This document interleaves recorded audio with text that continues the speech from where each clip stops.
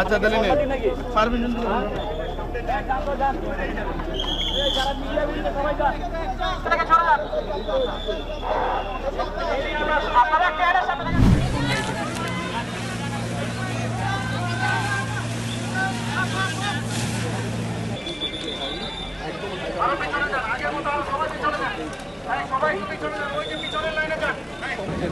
বিমানবন্দর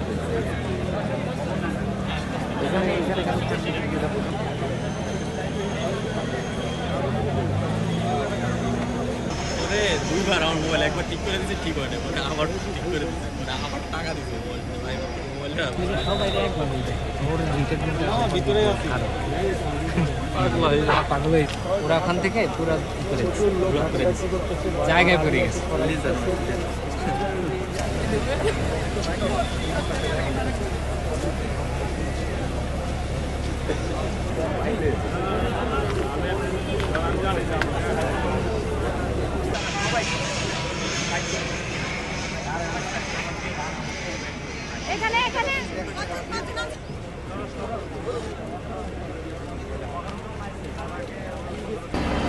এখানে যারা স্টুডেন্ট আছো তারা কাইন্ডলি বাইরে চলে যাও, তোমাদের প্যারেন্টসরা বাইরে ওয়েট করতেছে এগারলি।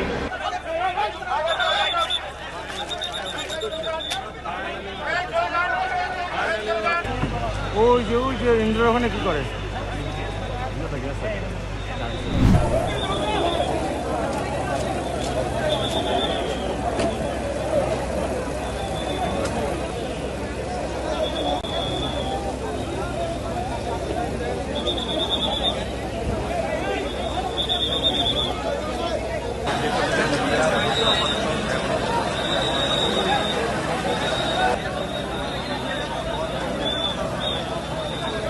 ভাই আপনাদের ছবি তুলে একটু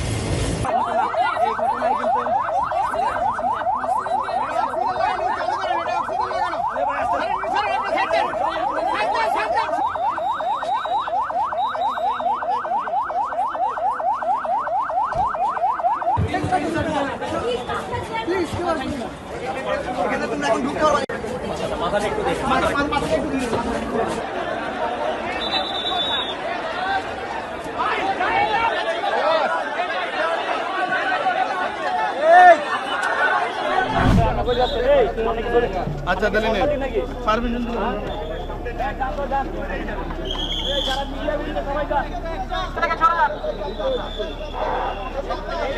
আপনারা ট্রেনের সামনে থেকে সরেন, ট্রেনের সামনে দাঁড়িয়ে আছেন, ট্রেনটা মাথায় রাখে আপনাদের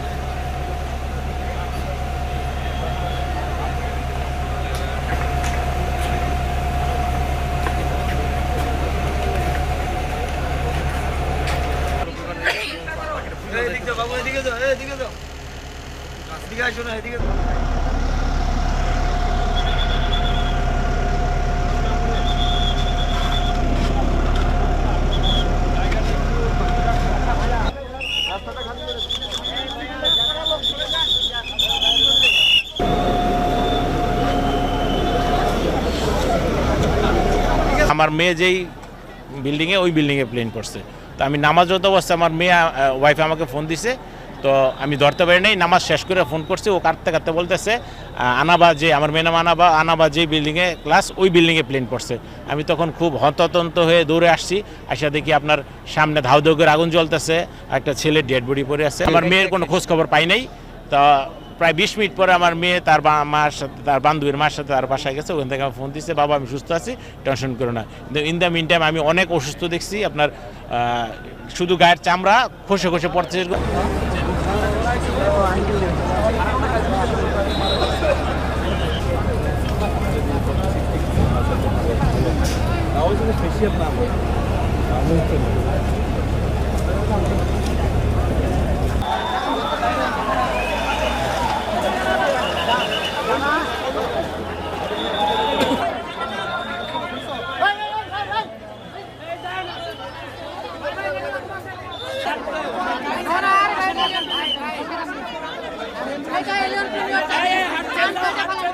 সবাই নেচে নামেন, হাতের উপর কোনো লোক থাকবে না, হাতের উপর নেচে সমস্ত লোক নামেন।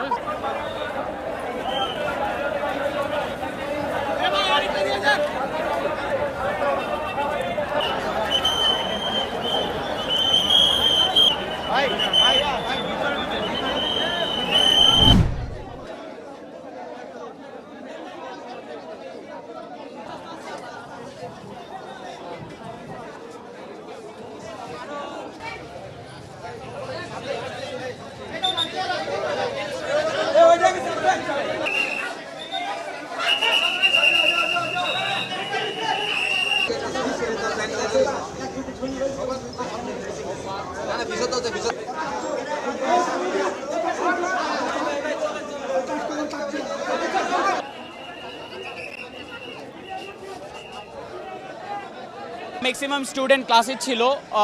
আমার জানা মতো এই টাইমটা ওদের ছুটির টাইম, তো হয়তো কিছু স্টুডেন্ট বের হচ্ছে এরকম সময়, বা হচ্ছে গিয়ে ওরা ক্লাসেই ছিল ম্যাক্সিমাম স্টুডেন্ট।